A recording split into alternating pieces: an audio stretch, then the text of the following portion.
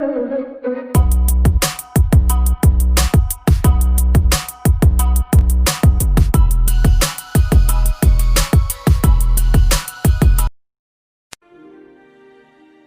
کے لوگوں نے خانہ کعبہ کی بے حرمتی شروع کر دی۔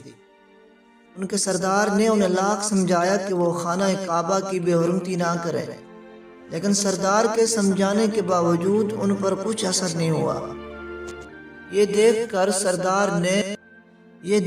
سردار نے تمام مال و دولت، تلواریں اور زرہیں خانہ کعبہ سے نکال کر زمزم کے کنویں میں ڈال دی اور مٹی سے اس کو پر کر دیا۔ کنواں اس سے پہلے ہی خشک ہو چکا تھا، اب اس کا نام و نشان بھی مٹ گیا۔ مدتوں یہ کنواں بند پڑا رہا۔ آج کی اس قصے کے ساتھ میں آپ کے سامنے زمزم کے کنویں کی تاریخ رکھنا چاہتا ہوں۔ اگر آپ کو یہ ویڈیو پسند آئے تو آپ اسے دوسروں کے ساتھ ضرور شیئر کیجیے۔ مکہ کے سردار کا نام ہاشم تھا۔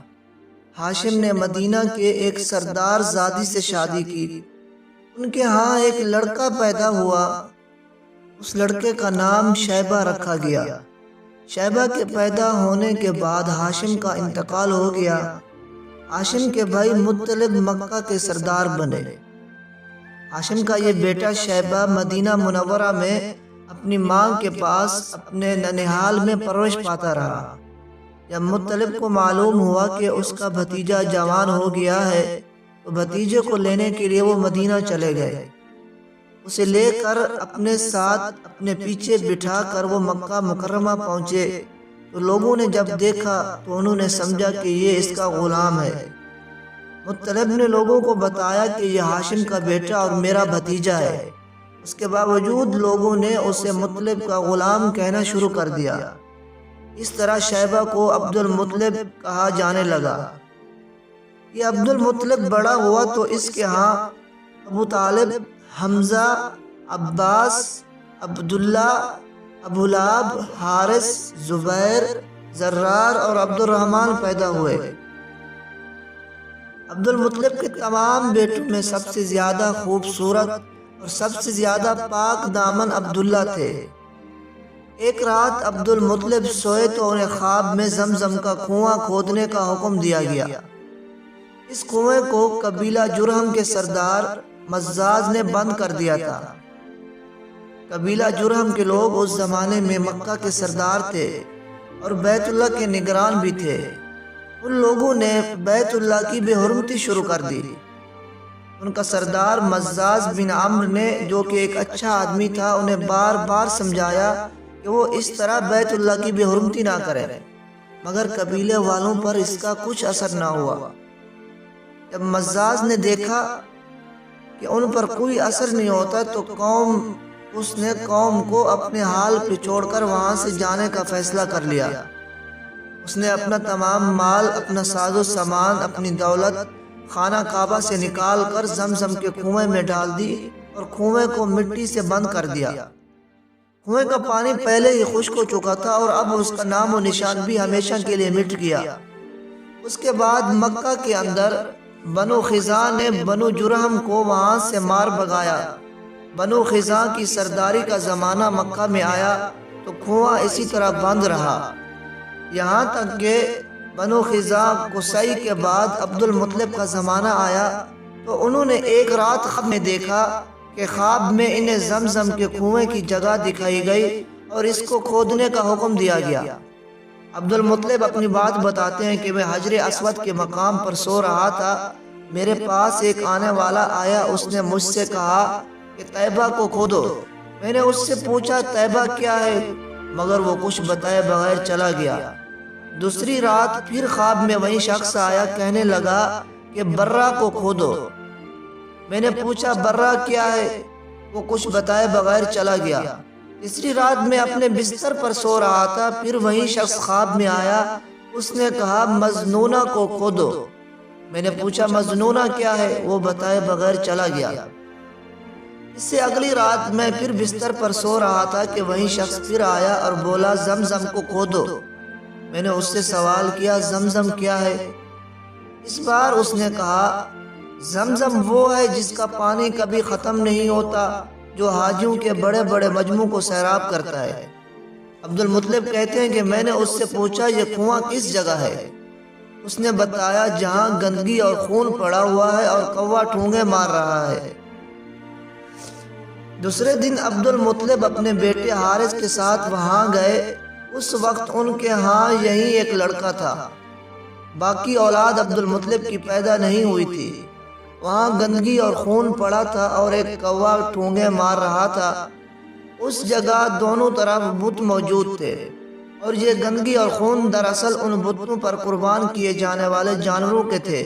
عبد المطلب کو پوری نشانی مل گئی تو عبد المطلب خود ڈال لے اور کھدائی کے لیے تیار ہو گئے، لیکن اسی وقت قریش وہاں آ پہنچے۔